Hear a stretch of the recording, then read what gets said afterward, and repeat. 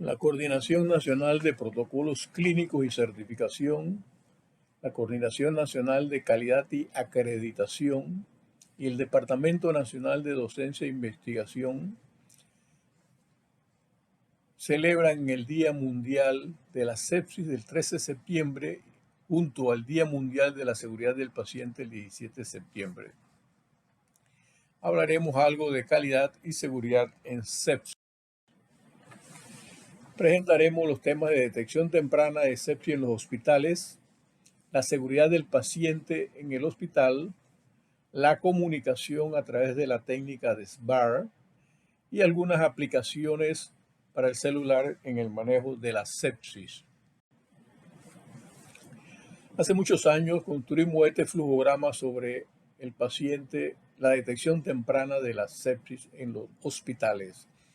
E iniciamos con el paciente con el síndrome de respuesta inflamatorio sistémico, que ha variado hacia otros scores que son de mucho más utilidad, pero que incluyen al SIR dentro. O sea, solamente tomando los signos vitales y básicamente la temperatura, el pulso, la frecuencia respiratoria. Cuando era el SIRS, ahora son 3 más, con el sistema de alerta temprana, New Early Warning System. Estos signos vitales son tomados inicialmente por la persona que está en la cabecera del paciente, que es, en términos generales, el técnico de enfermería u otro profesional que tome los signos vitales. El primer contacto con el paciente es el que detecta y debe comunicar de inmediato si en ese tiempo había 2 factores de SIR o si tiene una puntuación en el sistema de alerta temprana nuevo. Básicamente es la detección de los signos vitales: el pulso, la respiración, la temperatura, la presión arterial, la saturación de oxígeno y el estado de conciencia a través del Glasgow u otra escala.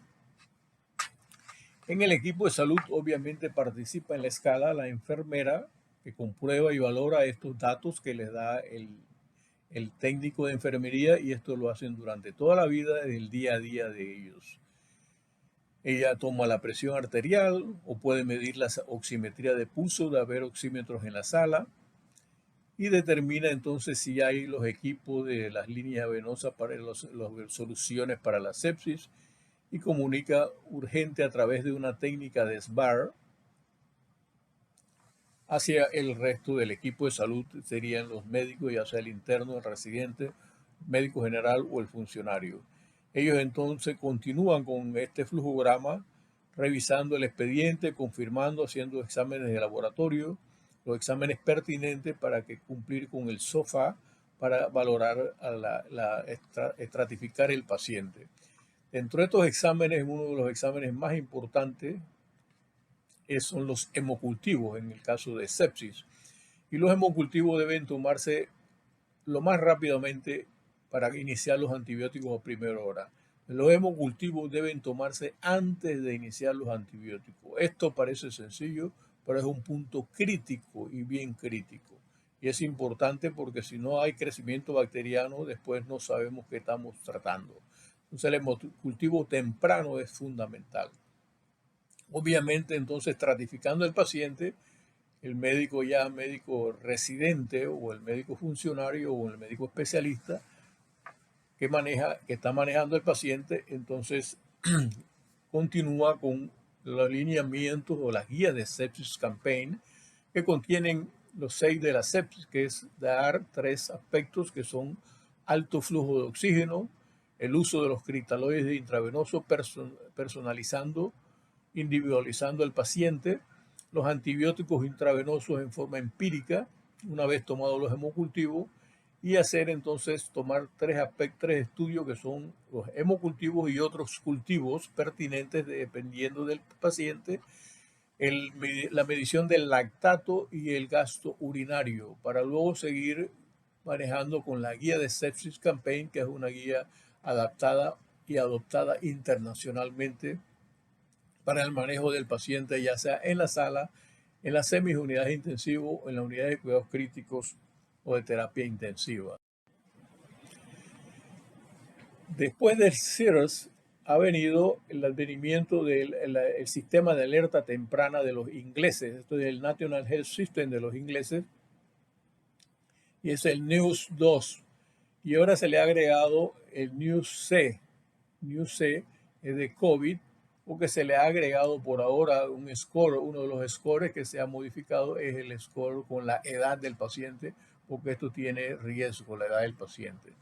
Entonces, la edad del paciente, la frecuencia respiratoria, la saturación de oxígeno, si el paciente recibe oxígeno suplementario, la medición de la presión arterial sistólica y diastólica, sistólica en este caso, la frecuencia cardíaca, la temperatura y el nivel de conciencia o el Glasgow del paciente.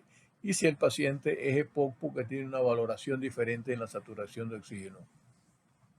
Esta evaluación de la escala en cada turno, los ingleses lo tienen cada 6 horas, nosotros no tenemos capacidad de hacerlo cada 6 horas y muchas veces ni cada turno. Entonces, la comunicación efectiva del equipo interdisciplinario es fundamental en este caso. Simultáneamente debe haber un control estricto de la glucemia que no está aquí en esta escala, porque los pacientes diabéticos o no diabéticos, y en este caso de COVID es muy importante porque el paciente puede recibir, primero puede tener hiperglucemia por el COVID o segundo puede recibir corticoides y tener una hiperglucemia. Entonces tenemos que tener control y hay un protocolo del uso de la dexametasona o de la metilprednisolona en el paciente con COVID. Hay que tomar en cuenta la obesidad y las comorbilidades, obviamente en COVID más, también en sepsis, pero en COVID más. Y este es un trabajo en equipo. El técnico de enfermería, la enfermera, el médico interno, el médico general, si está en la sala, el médico residente de la especialidad, los especialistas, el consultor de UCRE o el consultor de cuidados intensivos y de urgencia. Entonces, para la toma de decisiones y un trabajo en equipo. La técnica de la comunicación se explicará en otra conferencia, pero va a ser un abordaje que es del SBAR, que es la situación del paciente, la detección de los signos vitales, el SIRS y el NEUS-C, qué está pasando ahora con este paciente, y esto lo detecta el técnico, la enfermera, el que esté en la cabecera del paciente. ¿Qué antecedentes tiene este paciente? Es importante si tiene alterados 2 signos vitales detectados, pero tiene otras enfermedades, falla cardíaca o EPOC u otras enfermedades. ¿Qué ha sucedido? ¿Qué está sucediendo con el paciente? Esta es la pregunta que se hace el que está tomando los signos vitales. No es un autómata, es un profesional que está tomando los signos vitales y que va a comunicar esos signos vitales al resto del equipo de salud. Y debe hacerlo con propiedad, con ciencia.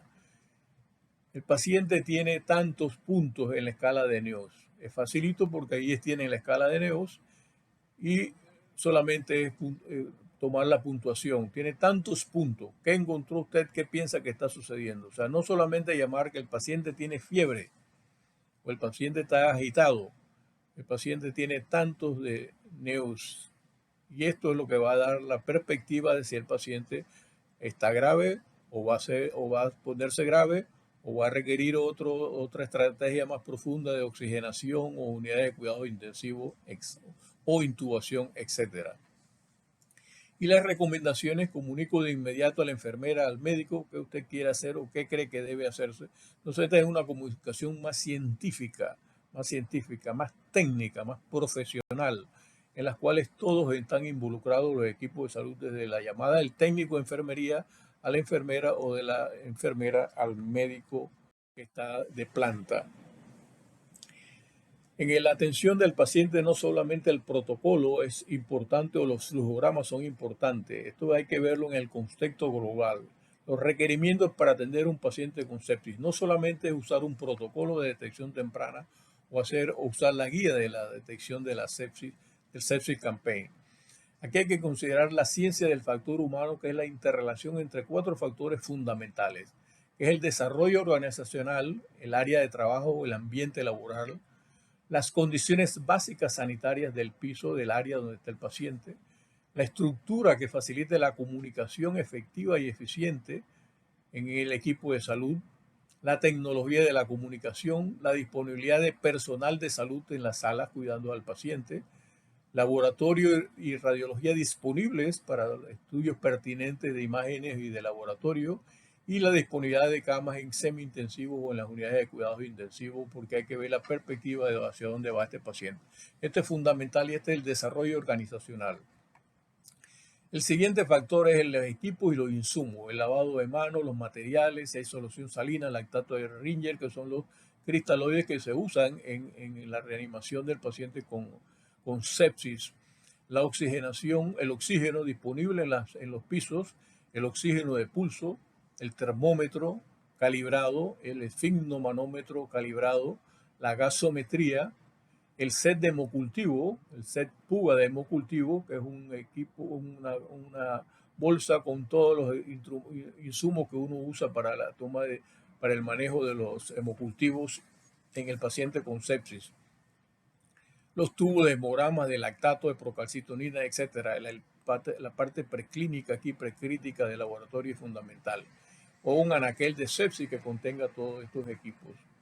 El otro aspecto son las herramientas del sistema, que es la organización del sistema. Si hay guías o no, si tenemos protocolos o no, si tenemos descritos el microproceso o las vías clínicas, como por ejemplo el microproceso para la toma de hemocultivo. Esto es un microproceso bien estandarizado y está descrito y lo tenemos escrito en un panfleto. Los procedimientos para la toma de hemocultivo, el código de sepsis que no tenemos, pero que hay que implementar un código de sepsis aunque sea funcional. Las aplicaciones ya sería acá en este caso. Y el otro es el capital intelectual, el recurso humano. El recurso humano que debe tener motivación, estímulo y reconocimiento para el trabajo que hace, tener los conocimientos, las habilidades, las destrezas, la conducta y las actitudes básicas, la resiliencia para actuar en equipo, para ser colaborador, para ser solidario, tener las competencias para atender al paciente con ciencia y humanismo, con ética, y tener una recertificación en el área o una actividad confiable demostrada. Y aquí tenemos los 3 de sepsis, que son D3 cosas, que son el oxígeno, oxigene adecuadamente al paciente, aporte los líquidos necesarios, cristaloides necesarios personalizados, individualizar la hidratación en este paciente, dependiendo de la fragilidad o de las enfermedades concomitantes que tiene el paciente, y use los antibióticos oportunamente y apropiadamente, los antibióticos de amplio espectro en forma empírica, porque todavía no tenemos crecimiento bacteriano o no sabemos cuál es la bacteria. Y haga 3 cosas, haga obviamente los hemocultivos o los cultivos pertinentes de orina o esputos, mida el lactato, ya es un tema tisular del compromiso de la sepsis hacia el organismo de la forma sistémica, y mide el gasto urinario, que es otro de los órganos que puede ser afectado en la sepsis. El gasto urinario es fundamental en el manejo hemodinámico del paciente. Y gestione 3 aspectos fundamentales. Gestionar la organización del hospital, de la sala, trabajo en equipo, el código, los protocolos. Esto debe hacerlo el equipo que está en el frente de batalla, en el frente de atención de los pacientes, también debe participar en este trabajo, en la gestión clínica de este aspecto. Gestione los insumos, los equipos y la tecnología necesaria para atender al paciente. Es importante tener esta tecnología, tener la oximetría de la oxigenación, la oximetría de pulso, que es como un quinto signo vital, ¿verdad? Entonces, todos los insumos y los equipos necesarios para atender. Esto hay que gestionarlo y no solamente por el administrador o el jefe de servicio o el director médico. Todos debemos saber hacer gestión clínica, gestionar lo que nosotros tenemos alrededor, contribuir y ser solidario, y tener las competencias, las actitudes y el compromiso necesario para atender al paciente. Entonces, tenemos que gestionar las competencias y las actividades confiables que debe hacer el recurso humano, o sea, preparar el recurso humano a todo el equipo integralmente. Y algunos indicadores básicos en el manejo de la sepsis. En el uso apropiado de antibióticos sería el número de pacientes con sepsis que recibieron antibióticos empíricos apropiados, sobre el número de pacientes con sepsis por 100, para dar un porcentaje de un score o un indicador de uso de los antibióticos. El inicio temprano de los antibióticos en sepsis, el número de pacientes con sepsis que recibieron el antibiótico en la primera hora. Obviamente previo había unos hemocultivos. La toma de hemocultivo antes de dar antibióticos. Podemos cambiar el indicador. Número de pacientes con sepsis que recibieron antibióticos después de los hemocultivos. Es importante. Los hemocultivos se toman primero y después viene el antibiótico. Entonces, esto cuantificado es un indicador muy importante de organización en el microsistema. La hidratación adecuada en la primera hora. Este paciente con sospecha de sepsis, con paciente con sepsis que recibieron hidratación adecuada en la primera hora. Y aquí recalcamos que es importante personalizar el paciente, individualizar la hidratación.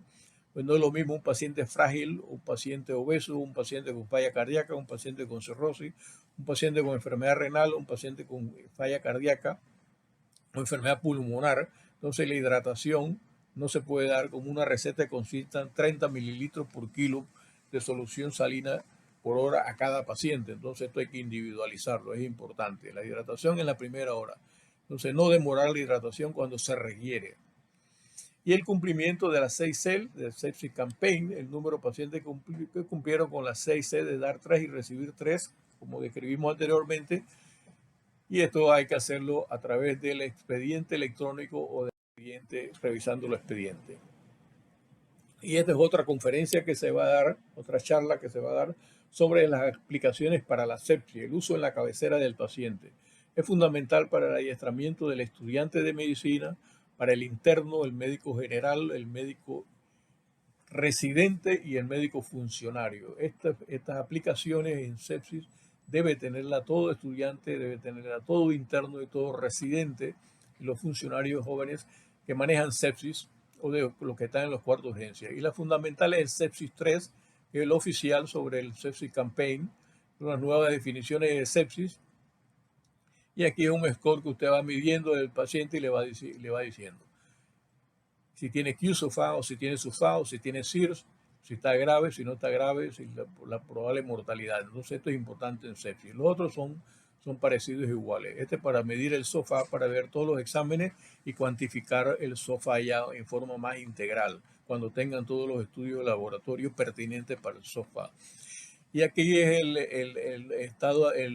nuevo estado de alerta temprana, que es el NEWS, donde tiene todos los signos vitales y uno solo anota en la aplicación, lo anota y le sale la indicación y le sale qué toma de decisión debe hacerse.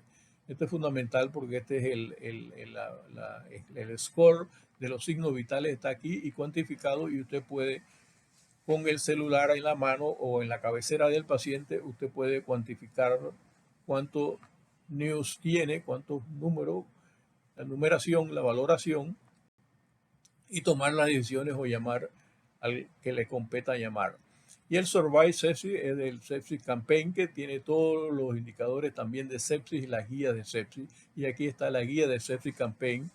Me supongo que la última actualizada está aquí en esta aplicación. Y este es el mismo del New Sepsis Screening, que lo usamos frecuentemente. Y aquí está otra aplicación que es muy importante, es el Septris, este de la Universidad de Stanford, y es una aplicación para simulación de sepsis. Esto es para aprendizaje de los estudiantes y de los internos y los residentes. Y aquí es una aplicación donde usted va a manejar pacientes contrarreloj en que tengan sepsis y entonces tomar decisiones rápidas. Y este programa hecho por la Universidad de Stanford es uno de los mejores programas de adiestramiento de simulación en sepsis. Y aquí estamos presentando el mapa mundial de sepsis, World Sepsis Day, el Día Mundial de la Sepsis. Esto lo hacen en Alemania, participan todo el mundo participa. Y aquí vemos en Centroamérica, hay pocos hospitales en Centroamérica que participan, y nosotros participamos aquí desde el 2016 con la Facultad de Medicina de la Universidad de Panamá, y acá está Panamá. Aquí tenemos el póster que se hizo en el 2018, 2019, 2018, y lo hacemos a través de un taller de la Facultad de Medicina con los estudiantes de medicina, un taller de sepsis con casos clínicos de sepsis, y esto luego nosotros lo mandamos a Alemania y esto lo publican en el mapa. Desde el 2016 está saliendo la Facultad de Medicina en este mapa mundial de la sepsis y sale nuestro país representado. Este año, en el 2021, nosotros queremos que el póster del mapa mundial contenga el logo de la Caja de Seguro Social. Por eso estamos haciendo esta conferencia celebrando el Día Mundial de la Sepsis para colocarlo en otro póster aquí. Aquí verán, estos son talleres de la sepsis y aquí está la Facultad de Medicina, la Universidad de Panamá y en nuestro país, y nosotros queremos que este año aparezca el logo de los protocolos y de la Caja de Seguro Social para que represente al país en sepsis en el mapa mundial de la